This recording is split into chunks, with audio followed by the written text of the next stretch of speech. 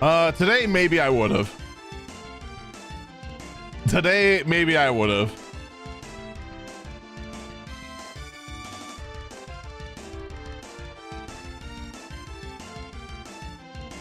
What's up, everyone? How you do? How's it going?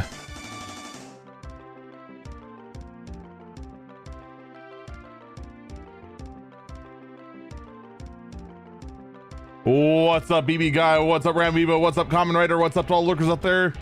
How you do? How's it going? I mean, not nap. I'm a grown adult. You can't tell me what to do.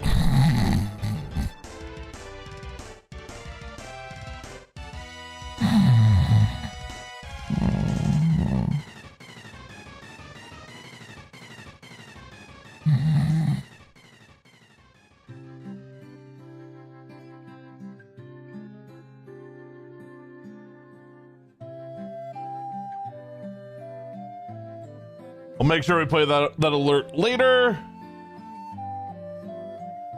Wait, how is he able to do Let It Snow? Oh, hold up. Is that not like...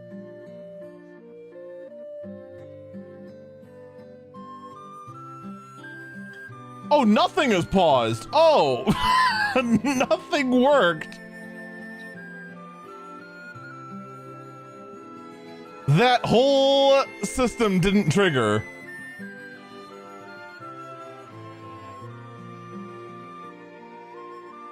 Why did it not trigger?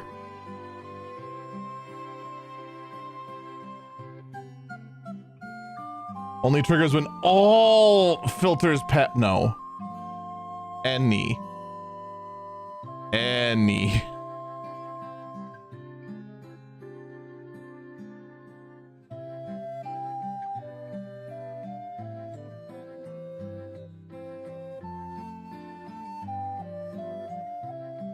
Wow, and even then it didn't pause everything it was supposed to. All right, we'll have to add that to, I'll have to add that to the Tuesday list of things to fix. Tuesday, I mean Monday.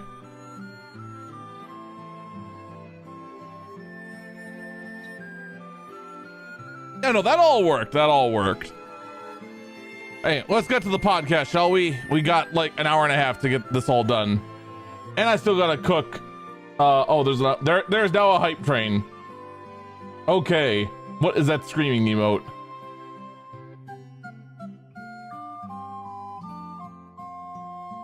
I guess shout out to a hedgehog. This is super awkward. This is super awkward. We got no alerts up because we're podcasting.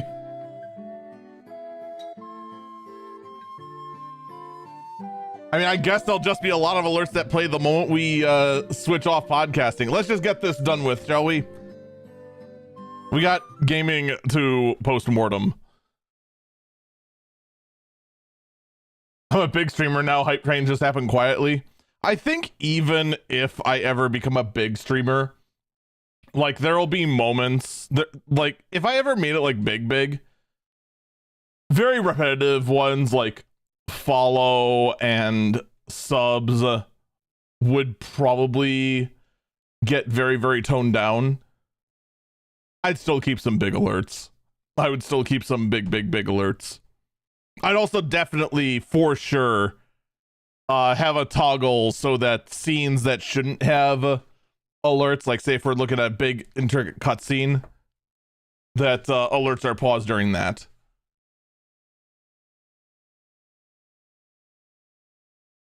But, you know, it's been many years and I'm still, you know, doesn't peak. Yeah. All right. Where's my notes? There's my notes. 3, 2, 1. Coming up today on Eagle Eyes on Tech, a massive data breach proves that we were right about Age ID verification. That's a terrible idea. New study shows that 96% of all tasks AI is given fail when left to their own devices. Sony kills a major studio. Microsoft is sending Xbox onto a death march. And Nintendo really hates that one card shop. All that and more comes today on Eagle Eyes on Tech. I can't believe I got that all in one go. Holy smokes. That's like the most amount of stuff we put into one intro. God, all those bouncing emotes on my thing is really distracting. They are just there. Does it at least show the gold? No, it does not.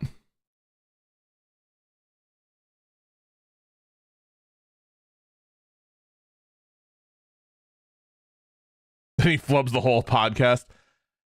You'd have to keep the hype train going all podcast if you expect that to get me to flub the whole podcast. That's not a challenge. Wait, no, that's not a challenge. Don't take that as a challenge. That's stupid. Don't do that.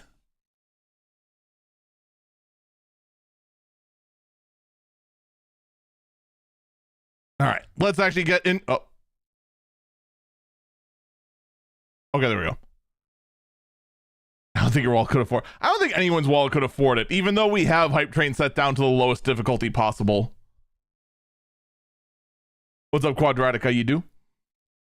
All right, 3, 2, 1.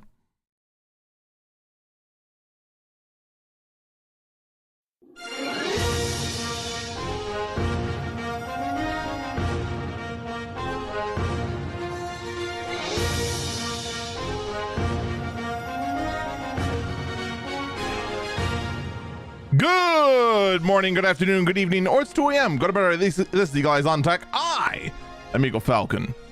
We got a lot to cover today. Like, quite a lot. Like, all of gaming just decided, man, I think it's our time to have bad PR. Oh, man, did they decide to have some bad PR this week? Whoo, boy.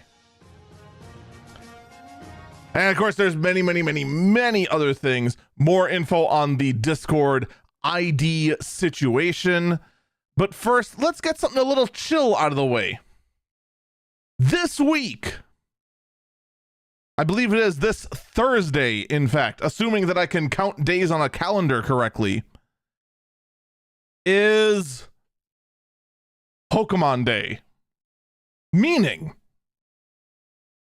that there's going to be a 20-minute presentation from the Pokemon Company where they pretend to have a lot to announce and in the end leave you incredibly disappointed. But they are publishing that there is going to be a co-streaming policy, that creators who speak any language are welcome to co-stream. Creative input and commentary is required for co-streaming of content. Co-streamers must obtain necessary permissions from third-party intellectual property and or personal information of other. Wait, what? Wait, what's that last one?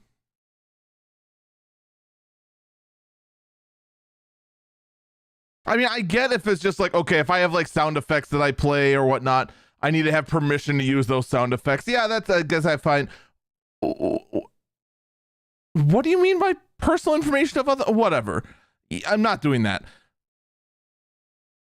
Guests can appear in your content must also follow the co-streaming guidelines. That's understandable. Co-streamers must comply with their terms of use, standards of conduct, inclusivity policy, and respective content platform policies. Look, we're going to go ahead and include only a 6-point co-stream policy, but it includes not 1, not 2, but 3 other policies that you better have read. And then the final point is just Pokemon reserves the right to remove inappropriate or infringing content. Because of course. Now we're going to get to that last one later on. I have an amazing story that just shows just how far gone Nintendo is as a company. But, you know, at least there's a co-stream policy. So if you are dumb enough to go ahead and do a live stream at 8 a.m. Central Time, by God, you can do it. You can, in fact, go ahead and co-stream the stuff if you so choose. I haven't decided yet if I'm going to. I probably won't, just because that's 8 a.m.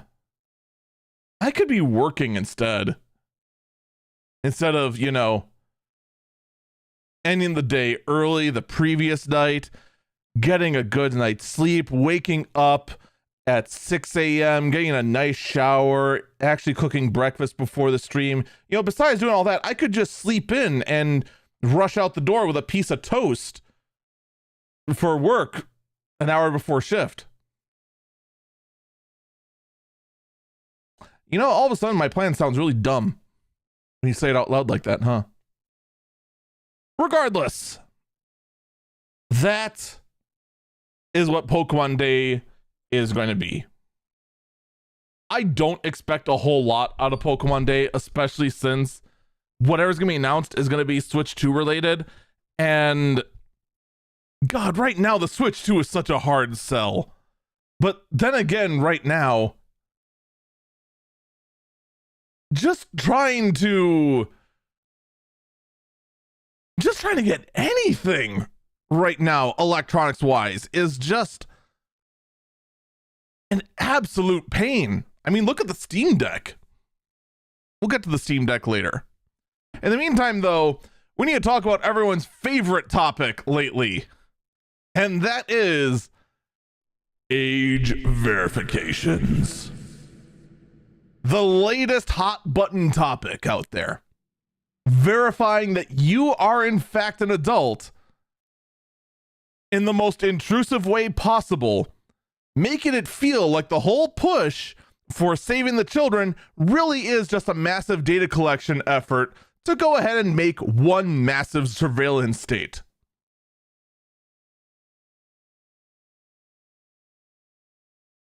I'm sorry, was that a little too on the nose?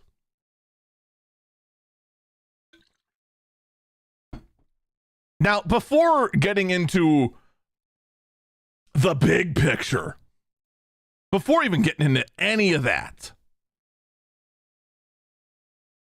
I said, and everyone said, anyone who was able to fog a mirror said,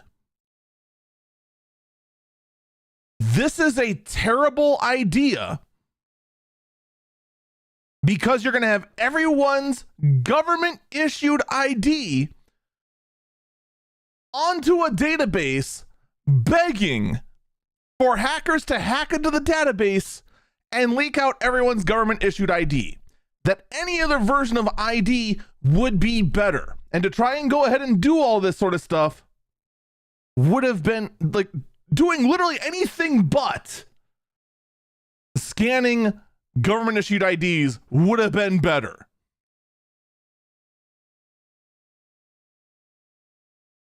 And the counterpoint to that argument was, oh, well, you just don't care about the children.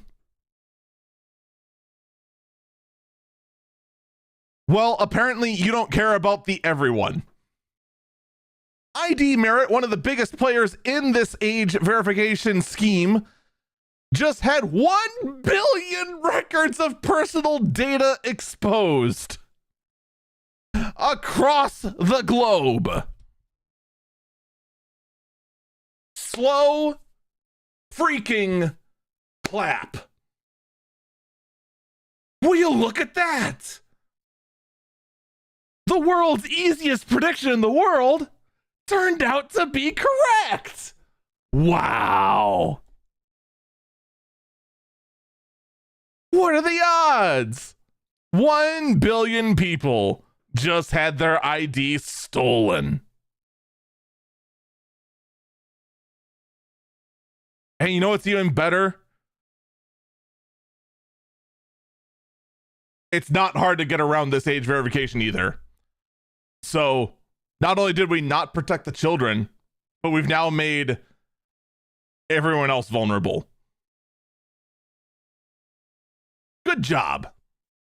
A+, number one. So yeah, while everyone is going around and saying, oh my God, we need to get off Discord. Oh, we need to get off Discord. Discord's the worst thing ever because they're going ahead and giving into all the age verification stuff. Here's what I will say for sure, okay?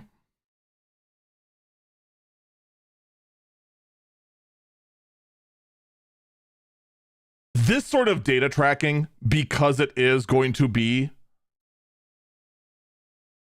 because this unfortunately, for reasons that scientists cannot be explained, this is going to be forced down everyone's throat because the governments themselves are issuing this actual requirement. Okay. So until that starts backpedaling, we have to deal with this. So the notion of we have to bail off Discord, what does it matter?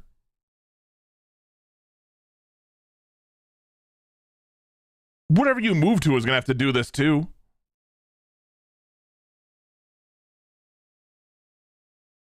What's going to matter far more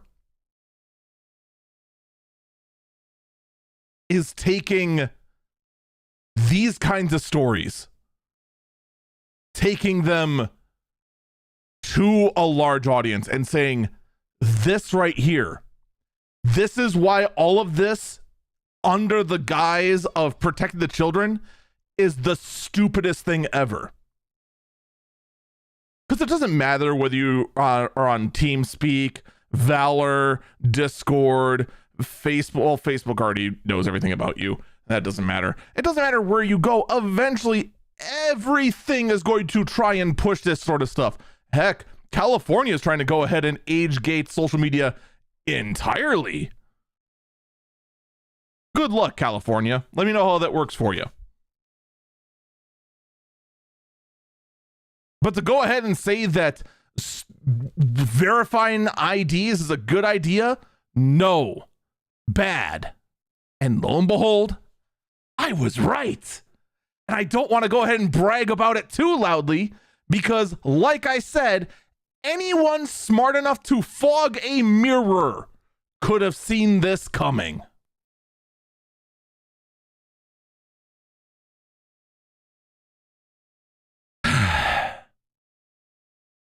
But wait, there's more. Because of course there's more. Because it's not just ID Merit, one of the biggest players in the industry, one of the sketchiest players in the industry, also got hacked.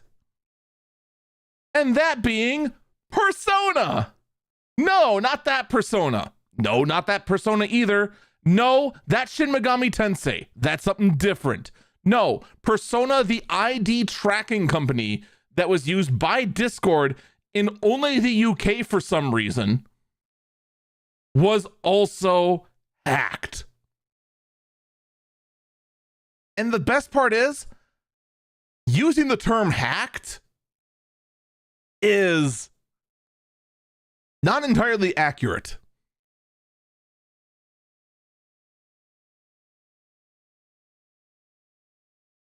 Because calling this a hack is like saying that opening an unlocked door is breaking in.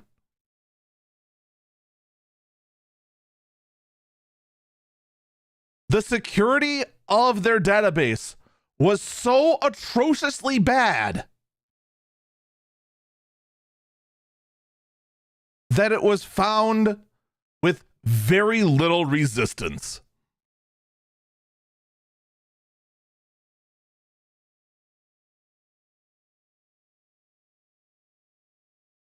This was who Discord wanted to use.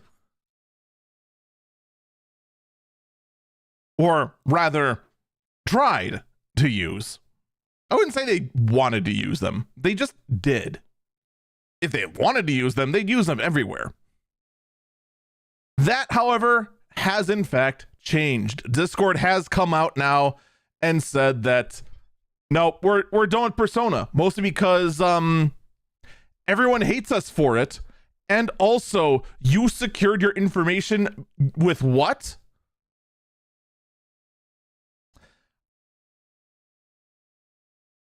The other thing is that also Discord claimed that they weren't going to store any user IDs. Then the breach finds out that Persona does store user IDs. And I say user IDs, I do mean that the actual like ID cards, not like username is user IDs. But in any case, Persona basically blatantly was acting very much against what Discord was publicly saying was the way they behaved. Now making Discord look like absolute idiots. Discord now has no choice but to drop Persona.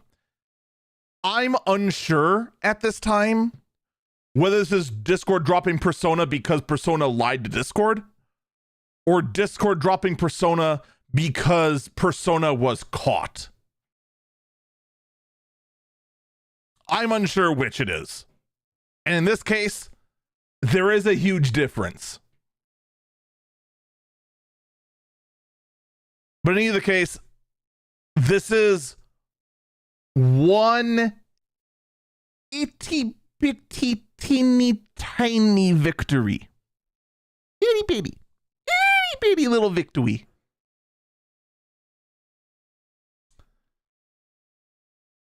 But there's still a long way to go before this whole thing is fixed. I'll tell you what, though. The whole thing with Discord, right? You are a teen by default. If you want to be verified as an adult, you need to either A, have their internal information prove that you're an adult, B, scan your face, or C, submit your ID, right? Submitting your ID, out of the question. You should absolutely under no circumstances do that. You are actually safer copying your ID and taping it to the window of your car. That actually would be more secure than giving it to an outfit like Discord or any outfit. Do not submit your government ID under any circumstances, period, bar none. Okay?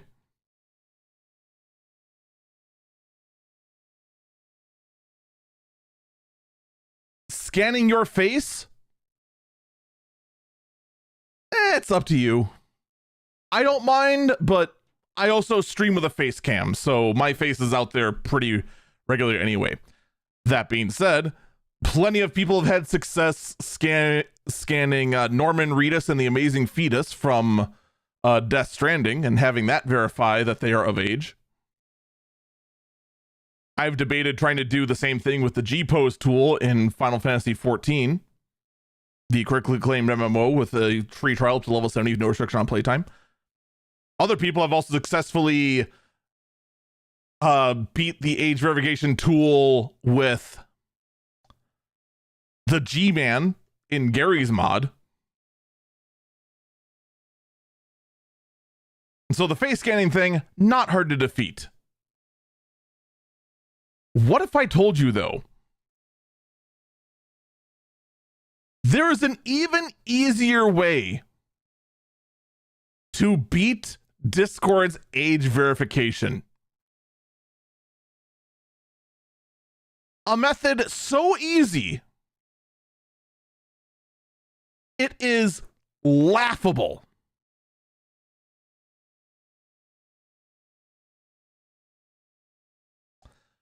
What if I told you beating Discord's age verification system is as easy as going to settings, the family center, and entering a date of birth that is just has you as 18 plus?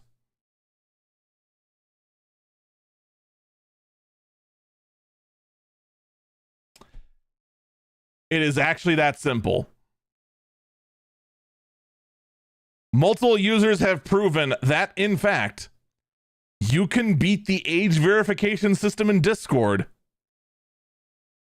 by just going to the family settings and entering a date of birth.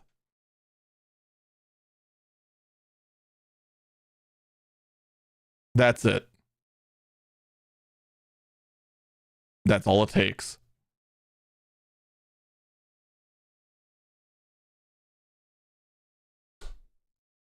But there's no words. There are no words that can accurately describe how laughably bad this is. It's just comical. Like, who thought, after all this, after going through multiple different third-party vendors for age verification, just entering your birthday, you might not even need to lie. Unless you're a kid, then you do need to lie. Just enter a birthday. The end. Done. And heck, if that's all Discord cares about for verifying your age, I don't think anyone's going to need an age verification at all. This is stupid. This whole thing is stupid. Discord is risking their entire business empire and getting a boatload of negative PR for a system that can be beaten in 12 seconds.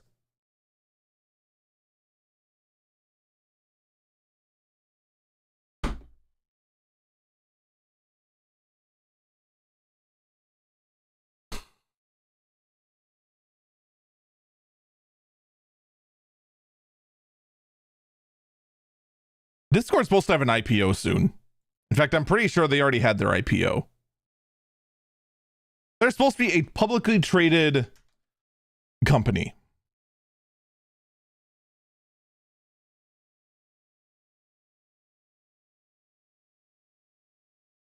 Yeah, they already had their IPO. Their debut on the NASDAQ is going to be March 2026.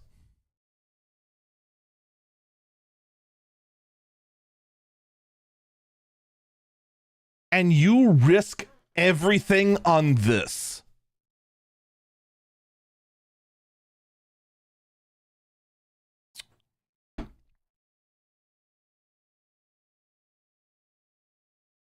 I just don't understand who's at the helm of Discord right now. Because, God, from a business point of view, this is shockingly bad. Shockingly. Just poor decisions after poor decisions after poor decisions. It is just impressive. No one else is a poor decision. Ring saying that no. Just because we ended our partnership with Flock, we are still moving forward with the power of AI dog tracking to continue creating a massive mesh network of mass surveillance. Which, granted, they kind of were moving towards this anyway.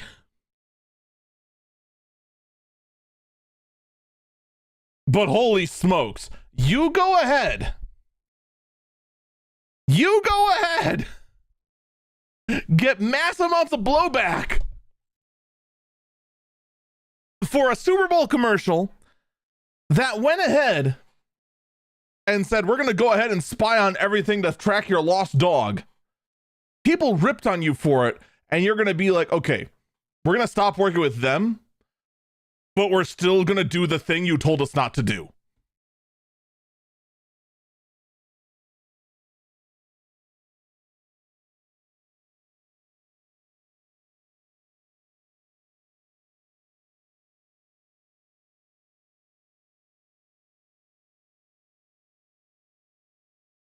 I have a question. Okay. I have a question.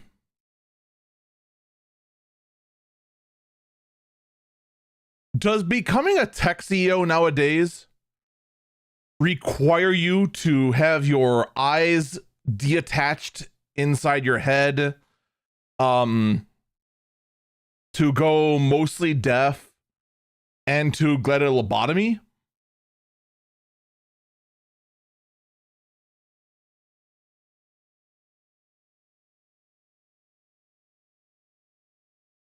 Like, I'm just trying to figure this out. Why is it that so many of these tech CEOs are just, it just feels like they are going out of their way to prove that common sense really is a superpower?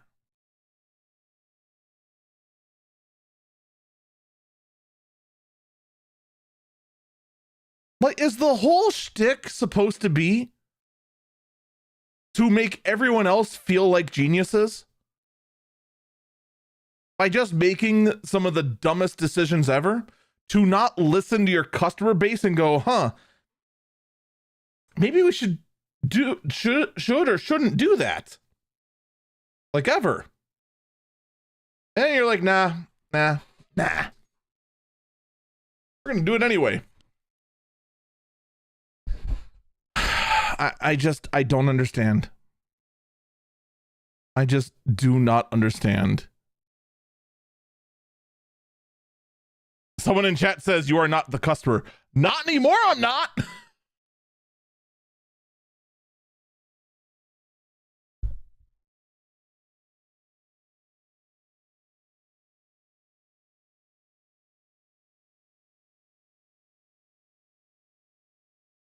But that's the thing, right?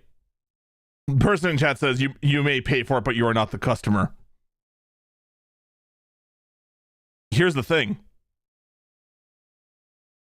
I'm not paying for it. You go ahead and do this. Your entire point of trying to do this mass surveillance thing only works when people buy enough cameras. And yeah, they got a lot of mileage out of the Ringed doorbell camera. Okay? They got a lot of mileage out of that. There's a lot of those things out there.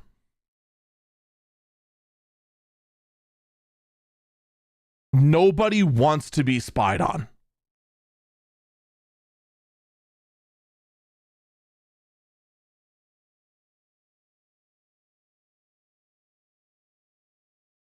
But other people, like for example, I have a small business.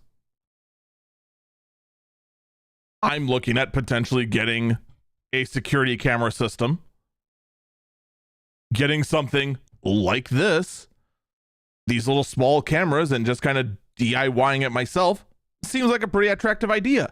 But going through and getting a whole bunch of these just be like, oh yeah, no. Amazon's going to see everything now. That doesn't sound great at all.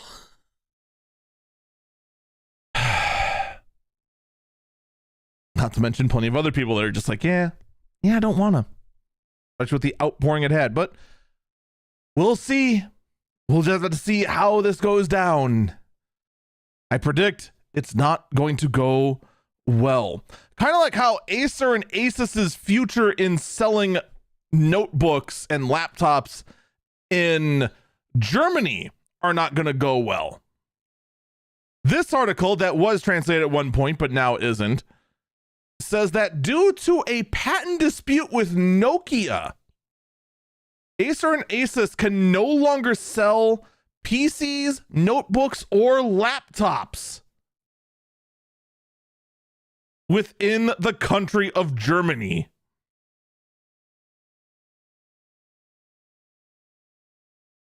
Seriously, why the heck did this just untranslate itself?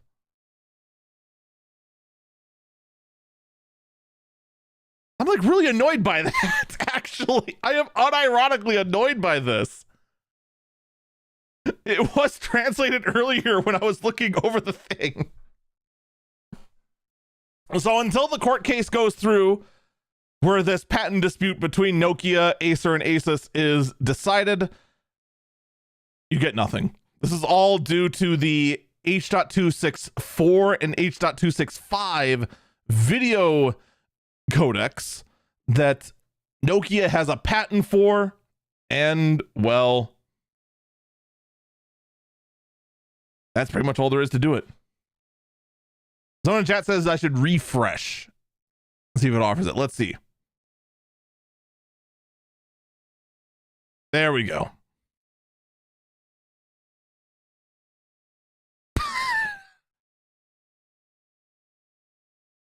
Okay, never mind. I went back again. I hit OK for cookies, and then it switched back to German very briefly after being translated back to English.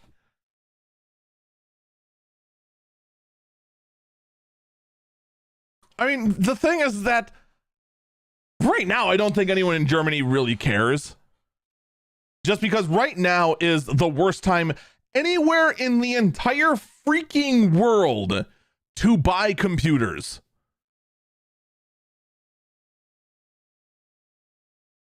Just because one of the core components of your computer has gone from $100 to $200 to $600 to $1,200.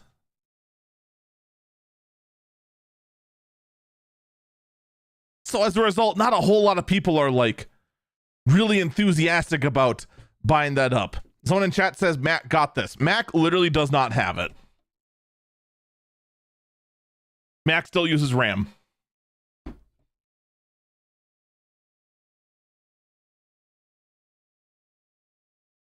I hate to break it to you. Mac still uses random access memory. They have not figured out how to harness magical hopes and dreams from unicorn poop for their random access memory. We're going to take our first break here. When we come back, we got to talk about some other fun little stories. Mostly talk about everyone's favorite topic, AI. We'll be back.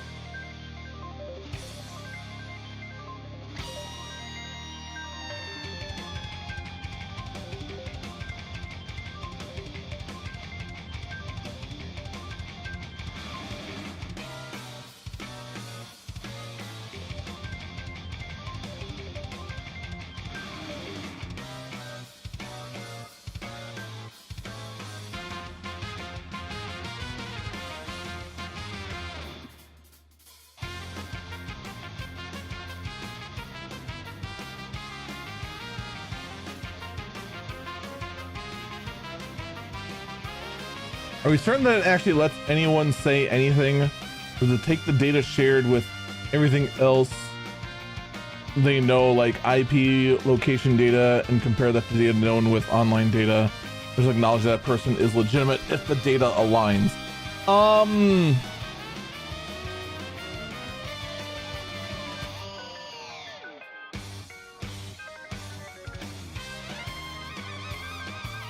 Are we talking about like Discord trying to verify age without face scanning or ID?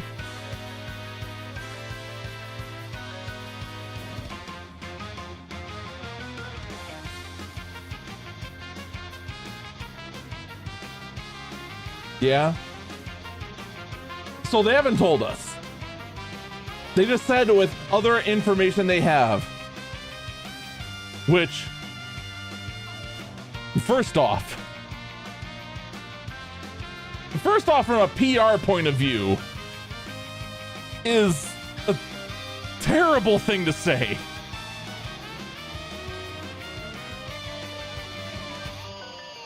Like, PR team needs to be fired.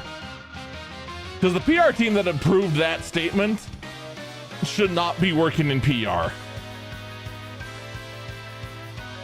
Because that can be taken in all the ways. Now, they say they won't read DMs. I don't believe them.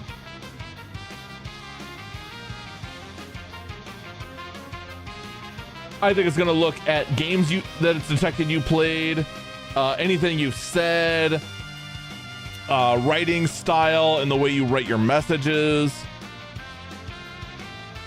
information they have gathered on you based on that sort of thing. Even your credit card and billing information matching if you have gone ahead and purchased Nitro, I think would be used. I think all of that would be on the table for that kind of verification. And I think they would be stupid not to go ahead and utilize all that information because they want the rollout to be as painless as possible and the fewest number of people in the world to notice it. It's just that when they announced this, they announced it in the stupidest way possible.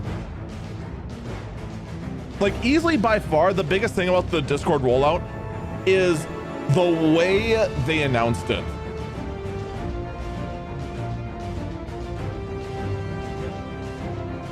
They just fell on their face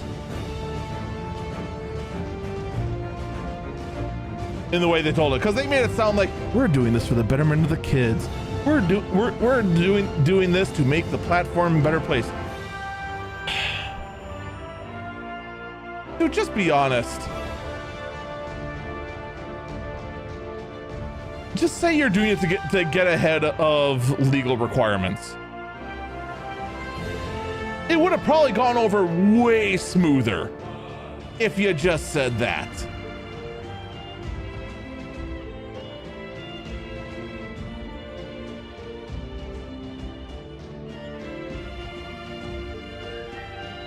That's why maybe the age entry just authorized the account. It could very well be. It could also very well be a glitch too. It could be patched out. It could be patched out now. I have no way to test it right now, of course, because my Discord client doesn't try to verify my age at all. So I have no way to know, since I'm not in Australia or in the UK.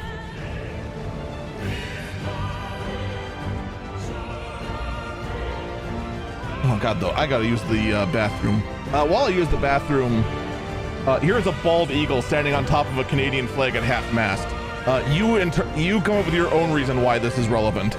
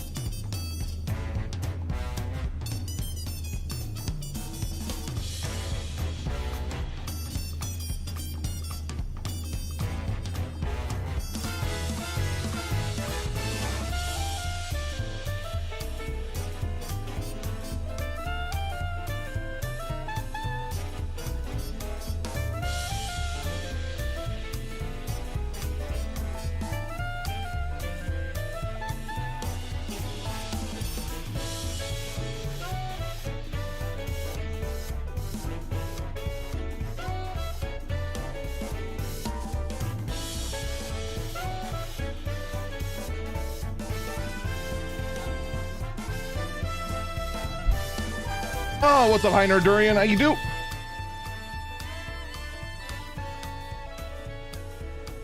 So what's up, Aoshaw? Who else came in during the last segment? There's a number I noticed. What's up, Epic Night Vale? What's up, Stuff?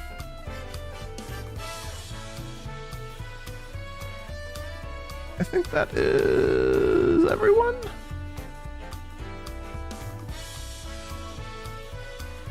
Question mark? I think that is.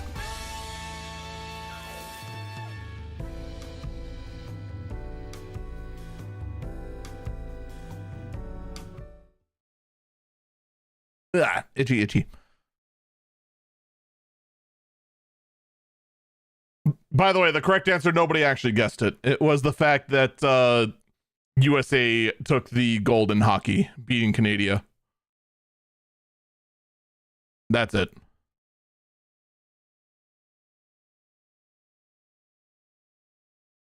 All right. 3, 2, 1.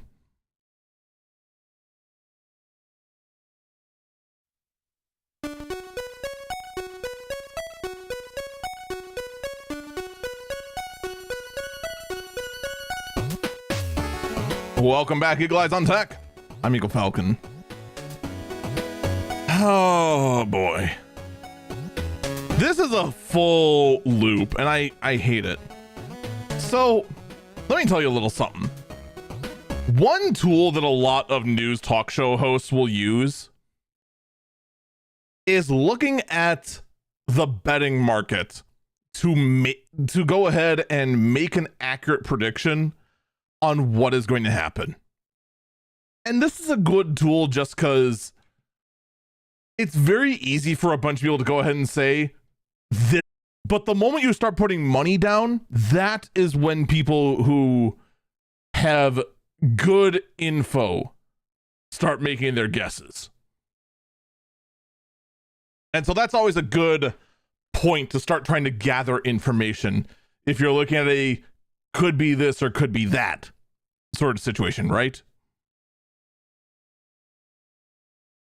But here's the thing now.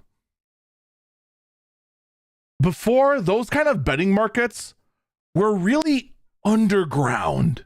They weren't really talked about in any sort of widespread fashion. Like deep down, you knew people were making real money bets on who was going to be the next president or that sort of thing, but it was never omnipresent, right? Well, here's the problem. Now you have Polymarket, which is taking that kind of underground kind of betting pool and not only bringing it to the surface, but putting it on a freaking pedestal to the point now where everyone is looking at betting pools on Polymarket and using that to predict what is going to happen. But now, because it is such a in-your-face kind of tool for betting and gambling, people are now actively going ahead and ruining that as a prediction tool and trying to rig these betting pools.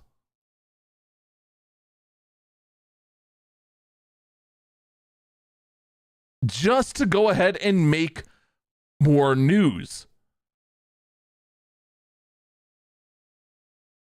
So a lot of people are now going out and realizing something that a lot of talk show hosts that went, ooh,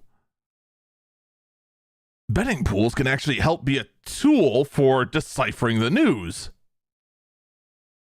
Now everyone's doing it, which now means that these sort of things can now be used to manipulate the news. So people are actively going about and creating stupid bets to tip numbers.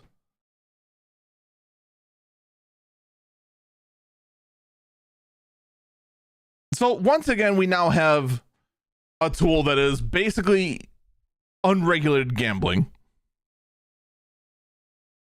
now being used as a tool of information manipulation.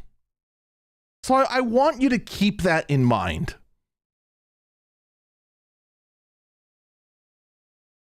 If someone is trying to claim something and their sole source of information is the way a betting pool is leaning on Polymarket or Kalshi,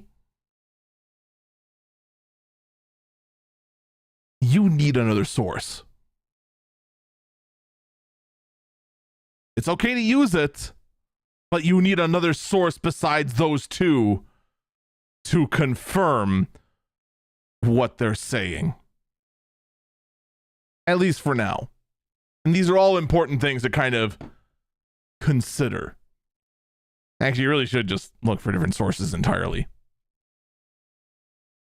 These sort of things, as far as source of information, it's not great. Not great in the least.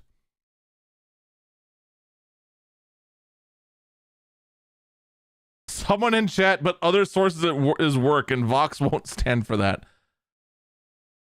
Whew, ain't that the truth? In other news, ByteDance is saying they are going to go ahead and add additional safeguards to their video AI tool known as Seedance 2.0. And this is all because Hollywood, turns out, don't like it when these AI tools go ahead and infringe on copyright. I know. I'm just as shocked as you. Now, here's the real question. How many safeguards do you think ByteDance is going to put in place?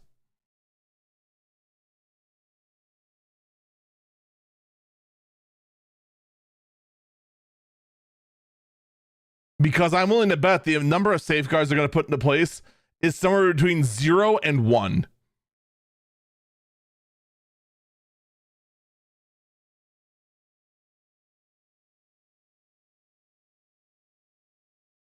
I just don't see ByteDance really caring a whole lot, but maybe I'll be wrong. We will have to see, but I kind of doubt it. But we're willing to definitely place bets that ByteDance is just going to rather continue to push more and more of their wonderful AI tool to go ahead and make more video slop. Since that is kind of the end goal, is just for TikTok to have more and more slop. Speaking of slop, Intel is moving customers to use a brand new AI engine that will go ahead and provide customer support. Isn't that great? Is that what you always wanted? Didn't you always want your customer support to be powered by AI? Isn't it great? Isn't it great? Who doesn't love their tech support to just be AI? It's what everyone wants. I keep being told that AI is the future, therefore everyone wants it. Clearly, the customer wants more AI in bread. Clearly, that's what the customer wants. It's more AI. And of course, AI, it just keeps getting better and better, right? It is an amazing tool that is primed and ready to completely replace the workforce. So it's only natural that more and more of the workforce is just blatantly replaced by AI. And we all just need to embrace the change, as pretty much every single white collar job is totally replaced by AI because AI is just so flawless and never ever fails at anything ever.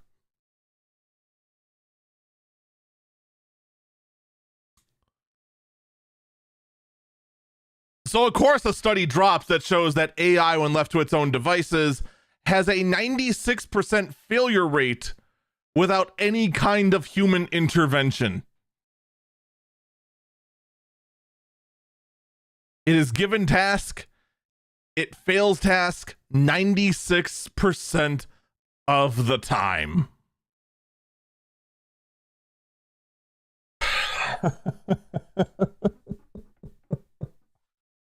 Like, AI is a powerful tool, don't misunderstand me, but the notion that it is anywhere near ready to completely replace people is insane. Heck, one of my personal favorites is still the AI powered clip tool that was pitched to me to use as a free trial for this podcast, and all the clips were terrible. All of them.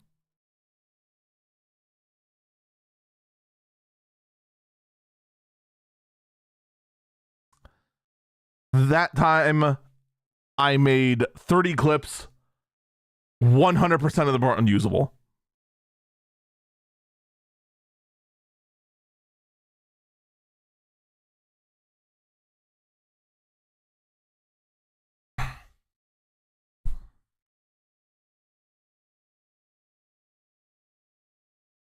I keep saying this. I keep saying AI is not ready for prime time. It is not ready to be outside of like a testing lab or as a tool to work side by side with human work. AI is not ready in any way, shape, or form to be completely and 100% in charge of a task. So why on earth do we continue to behave like AI is 100% ready to replace workers? That we need to develop AI agents to go ahead and automate so many tasks when left to their own devices 96% of the time they fail.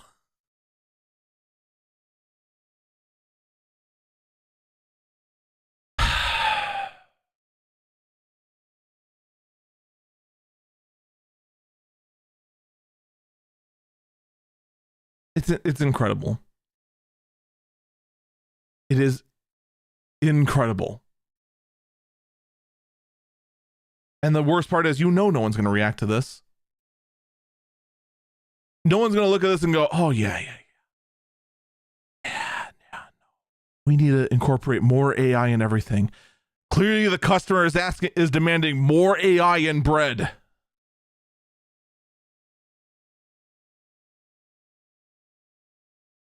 It's just what we're going to keep getting. It's just what we're going to keep getting. Despite the fact none of it is ready. And here's the worst part. Right now, there's only a handful of tech companies that haven't completely given in 100% into the AI nonsense. There's only one company that hasn't.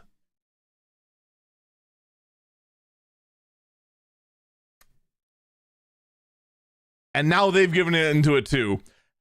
Rumors are saying Apple is planning on having Apple glasses, an AI pendant, and AirPods with cameras in them as part of their new AI wearables.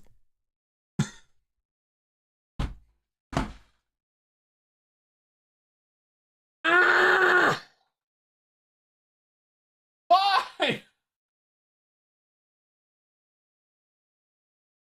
Apple, why?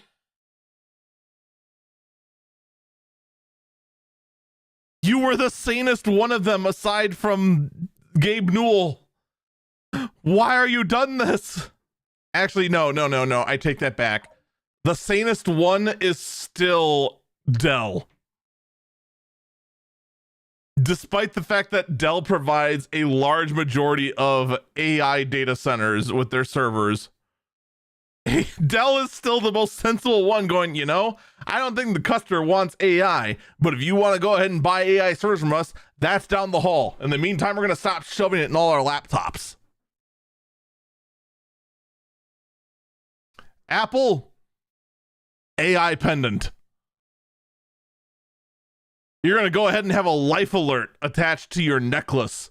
And instead of it being a call for 911, it is instead going to go ahead and connect to AI-powered Siri, which is going to be powered by Gemini, I think, to go ahead and inject more AI into your bread.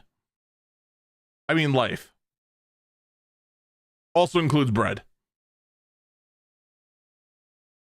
Because why not? Why not? Tell I love this? I don't love this, like, at all. And of course, if you thought for a second that, well, this all means that hardware shortages are getting better, right? There's a bottleneck maybe in AI data centers. Is it still being bad? Are we recovering? No, in fact, now there's no hard drives. What's that? You thought you were just going to go ahead and get some cheap hard drives because there's no SSDs to buy? Wrong. Western Digital is now completely sold out of hard drive disks. Spinning platter hard drives. All sold out for the entire year.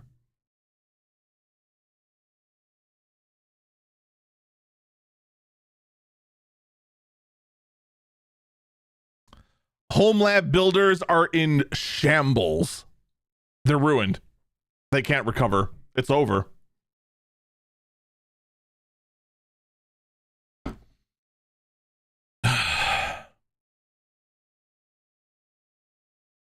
What more can you do? Like, all you can do with this is just shake your head. This is beyond stupid. There's just nothing anymore. We're just building so many more data centers that we could ever feasibly use. All in the advancement of AI with a 96% failure rate. Because clearly the answer is quantity over quality when it comes to AI.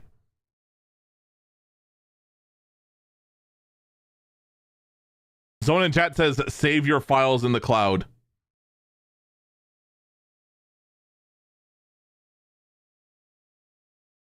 No. Just no. I'm going to build my own cloud still. I think I can get off the capacity. I could probably still get more mileage out of my one server. I've just got to delete stuff off it. There's a lot of stuff on there that probably should be deleted. That is just taking up a lot of space, taking up terabytes. That is unnecessary. You could totally build my own cloud. Someone in chat asked, does my cloud have blackjack? Yes.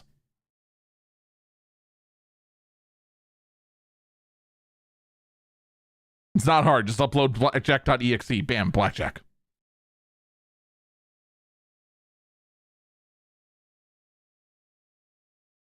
It's not hard. It's not hard to get blackjack. What is hard, however, is getting a Steam Deck, because Valve has confirmed they can't get the parts to make anymore. On the actual Steam Deck page now, they have changed things up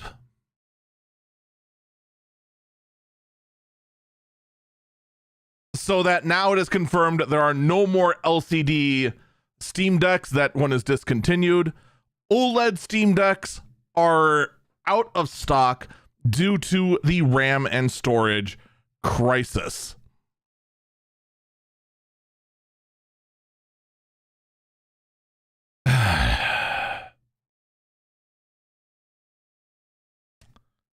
Well, that's a problem, isn't it? So when can we expect to get more Steam Decks? I guess never. When can you expect the Steam Machine? I guess never.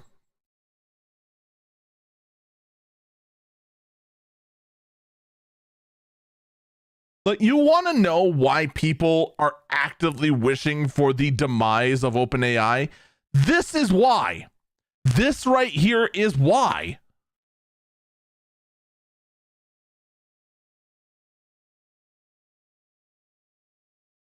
I also want to know, since someone pointed out in the chat, XDA here, the site that we're using for the story, has a picture of a Steam Deck running, pretty sure that's Legend of Zelda Wind Waker.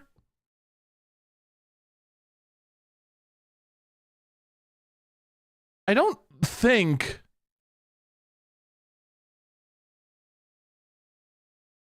In fact, not only has it never been ported to anything but the GameCube. Actually, I think it has a Switch port, but I digress. But also, actually, no, the buttons are specifically of the Nintendo layout. They just clearly don't match the button layout of the Steam Deck. Yeah, no, this is clearly just running on an emulator.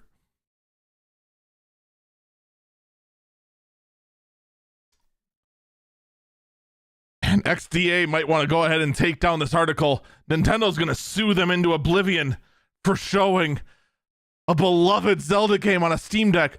Oh no! Oh no! Oh no! It's all over. It's all over. You know what is all over though? Nintendo emulators in general.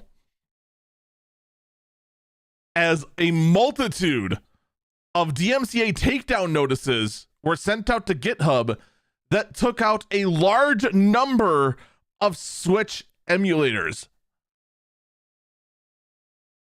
Taking out Citron, Eden, Kenji NX, Melon NX, Pine, Pomelo, Ryubing, Ryujinx, Skyline, Sudachi, Sumi, Suyu, and Yuza. All of which got DMCA takedown notices from Nintendo through GitHub.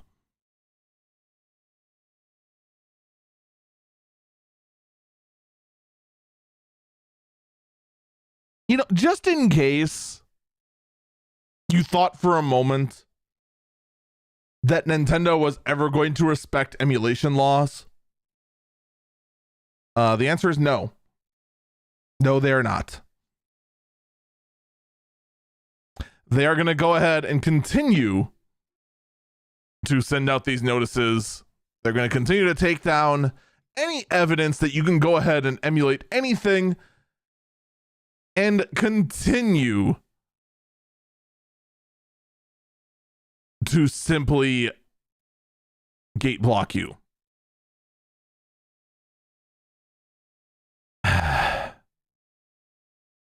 By the by, I saw a thing online. I haven't been able to verify it.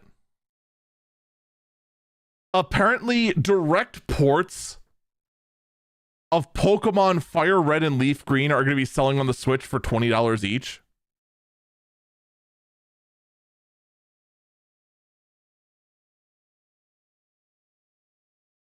$20 for games that originally sold for $30 when they were brand new.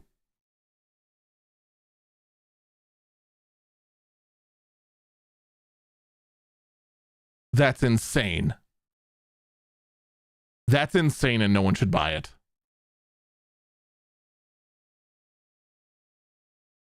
I have no idea if that is confirmed or not. But if that is true, I love Fire Red and Leaf Green. That was a great generation. No. Under no circumstances. No.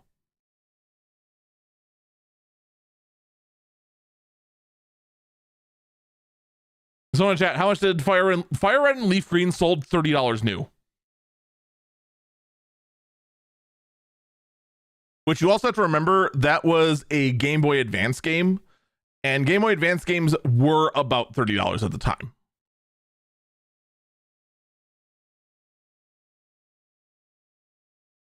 Since it was basically a 16-bit game in the 64-bit era.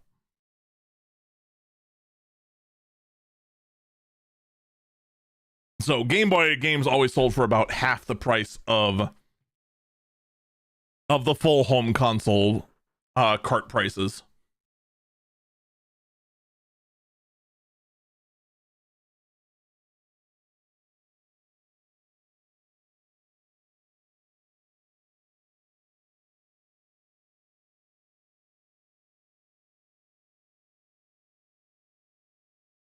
So someone in chat says it was a 30, you thought it was $39.95. It might have been 35. My memory's a bit hazy, of course, because back in the day and all that jazz.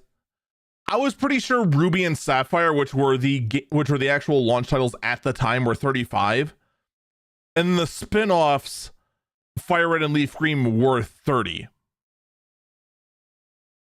That is what I remember, but I don't think it ever crossed 40. Like, even towards the 3DS era, we were like only just then starting to have Pokemon games flirt with 40. And then it shot up to 60 once they became Switch games.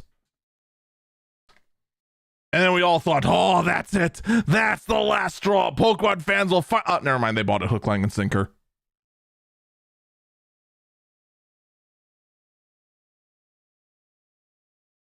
Because it's just the franchise that just prints money. But yeah, nope, Nintendo's just going to go ahead and keep Nintendoing. Meanwhile, Sony is looking at Xbox and going, that all closing studios thing for no reason seems like a good idea. We should do that. And so Sony has shut down Bluepoint Games, who was the developer behind the Shadow of the Colossus remake and the launching of Demon's Souls, and worked on many, many other various remakes and remasters within the company.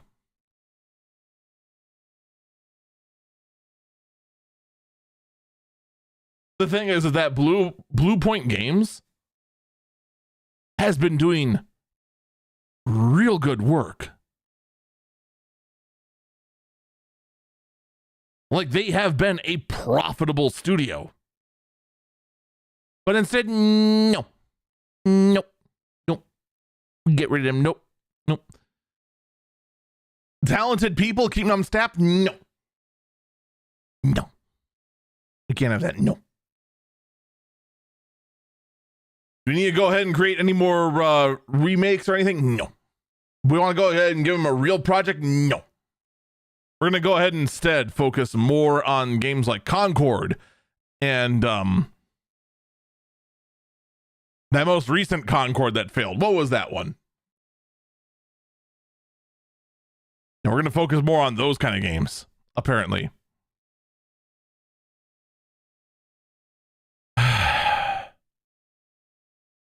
It's a shame. I'm pretty sure that Bluepoint Games was also working on the Bloodborne remake. Nope. Dead now. So yeah, Sony also taking massive L's. But of course, the biggest L by far goes to Microsoft.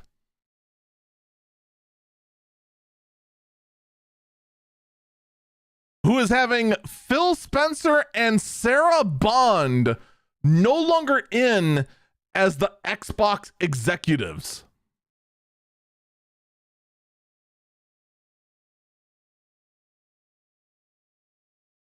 And instead, Asha Sharma is now the new boss of Xbox, who was formerly an AI executive.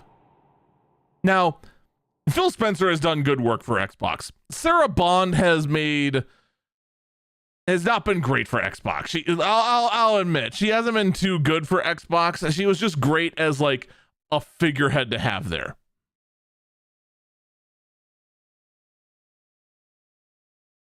Why on earth are we putting an AI person in charge of Xbox.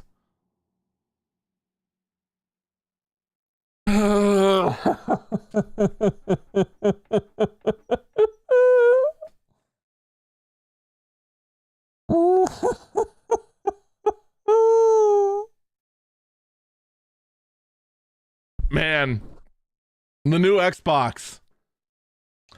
It is going to be a computer with an AI GPU built into it that's going to be able to create so much slop on the fly. It's going to have infinity games because it is going to hallucinate games out of nothing, all thanks to AI. And it's going to be the most hilarious dumpster fire you have ever seen in your entire life. So we got Microsoft. So we got Nintendo going ahead, shutting down every Switch emulator out there, as well as potentially launching overpriced 16-bit ports with nothing extra added to it. Sony going ahead and killing one of their best studios under their empire, and Microsoft now being led by an AI executive.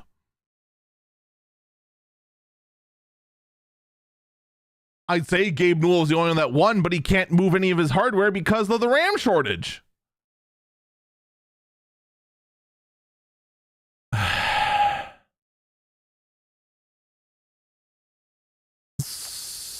So now what?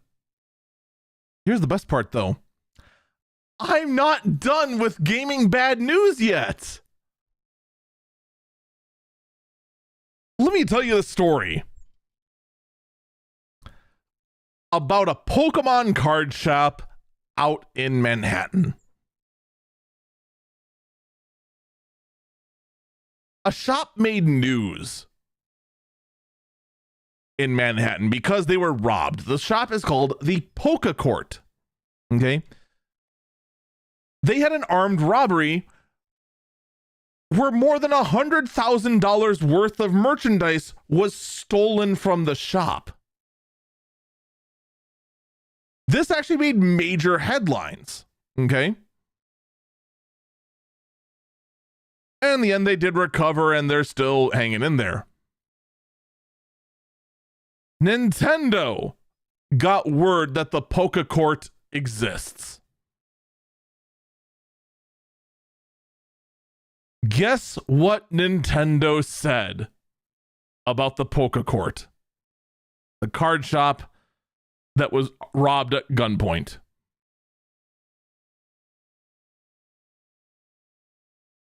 Did they reach out in a faith of goodwill? Did they help replace some of the missing stock?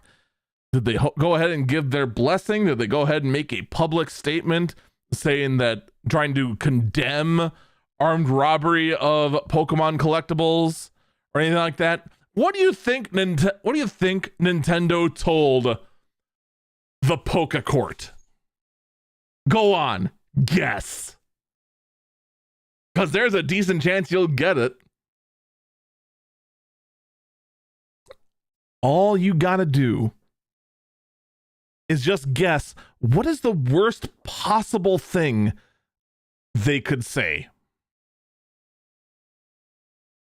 Someone in chat says sucks to be you. No, that is not what they said.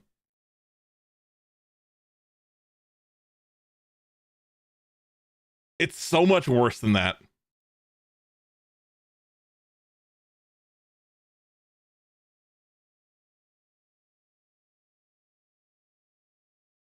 You're going to hate yourself for not guessing this. Nintendo told the card shop, your shop name infringes on our copyright.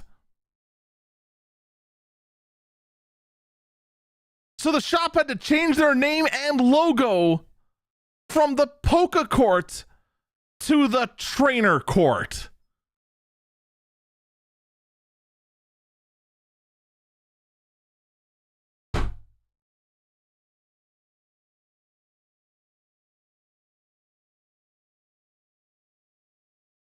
Are you for real right now?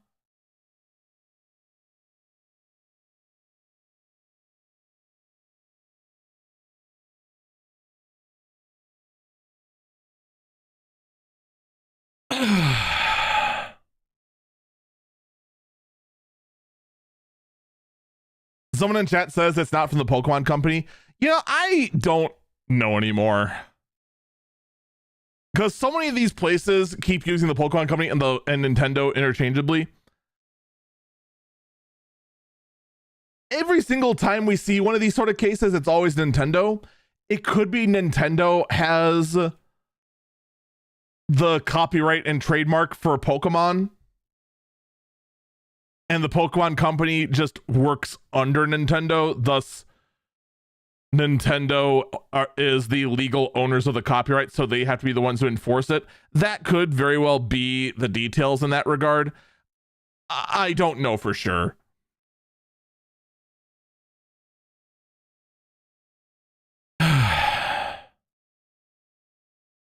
This is why we can't have nice things.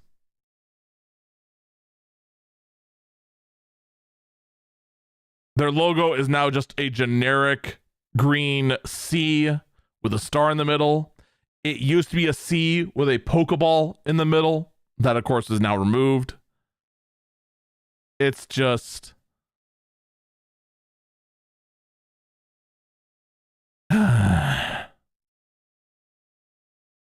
all you can do is just shake your head. Just shake your head. It's quite possibly the worst PR move you could possibly make. Meanwhile, though, the FBI is putting out guidelines for ATM owners to avoid a new kind of hack called jackpotting, which tricks an ATM machine to dispense large amounts of cash without communicating with any bank that cash was withdrawn. These guidelines are put out now after $20 million were stolen from ATMs in all of last year in over 700 attacks. Because of course it's a real thing. Why wouldn't it be? Why wouldn't it be a real thing to go ahead and just steal cash from an ATM? In hindsight, it's pretty obvious that it'd be a real thing. Meanwhile, we got even more Chinese robots trying to go ahead and become a sport over there. I gotta wonder, is this really catching on?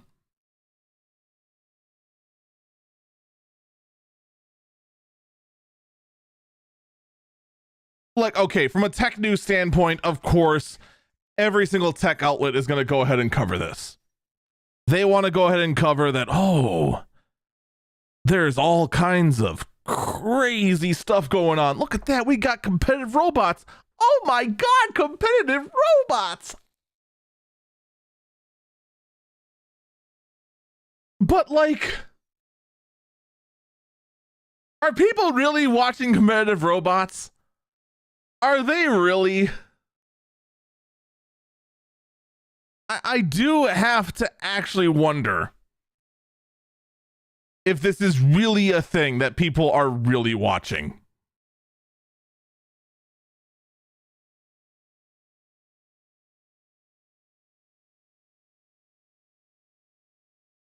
Someone in chat asked, are the robots fighting?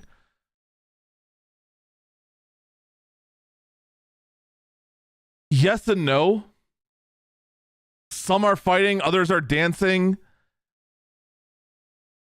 It's a choice. It is a choice. And finally, I bring you the last burb, the last story of the day, the weirdest story of the week. Ladies and gentlemen, Zillow has partnered up with Blizzard Entertainment to make Zillow for World of Warcraft. For those who don't know, World of Warcraft recently had a housing update launched where players can go ahead and purchase in-game housing and decorate their houses as they see fit.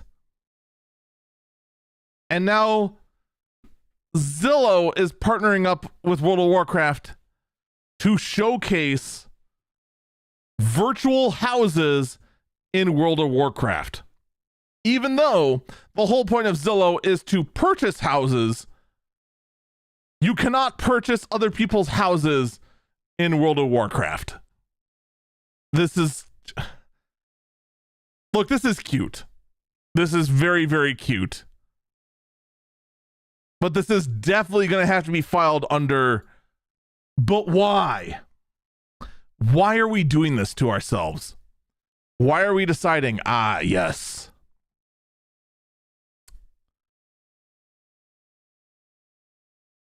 housing showcasing in the World of Warcraft? It is definitely a choice that is actively being made. I just don't know if it was the choice that I would make, for sure.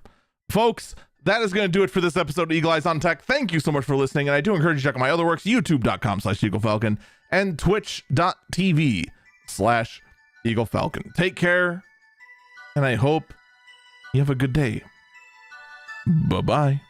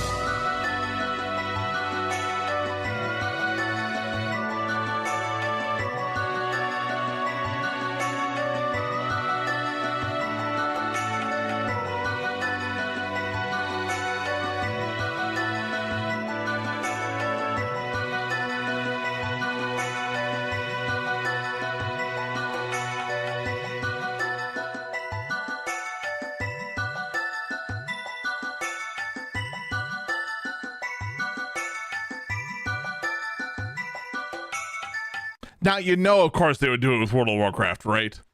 Of course they would. Warcraft just has all the easy access. Unfortunately though, Zillow doesn't have the balls to go ahead and get into the real competitive housing market of the critically acclaimed MMORPG Final Fantasy XIV with a free trial up to level 70 with no restriction on playtime. Because over there, in critically acclaimed MMORPG Final Fantasy XIV with a free trial that goes to the level 70 with no restriction on playtime, the housing market there is ultra competitive. To the point where there will be blood to try and earn a house. It is very competitive. There's Zillow. There is a lot more to go ahead and compete with. That is it. The podcast is in the books. We're going to go ahead and take a... You could have swore there was... I don't think I ever typed one up. I don't think I ever did.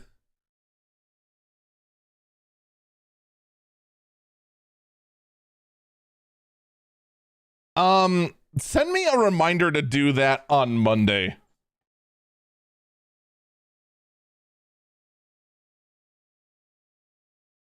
We're gonna go ahead and what would SFX dial be?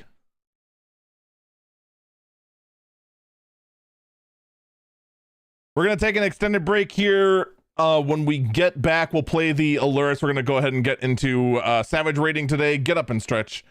We will be back.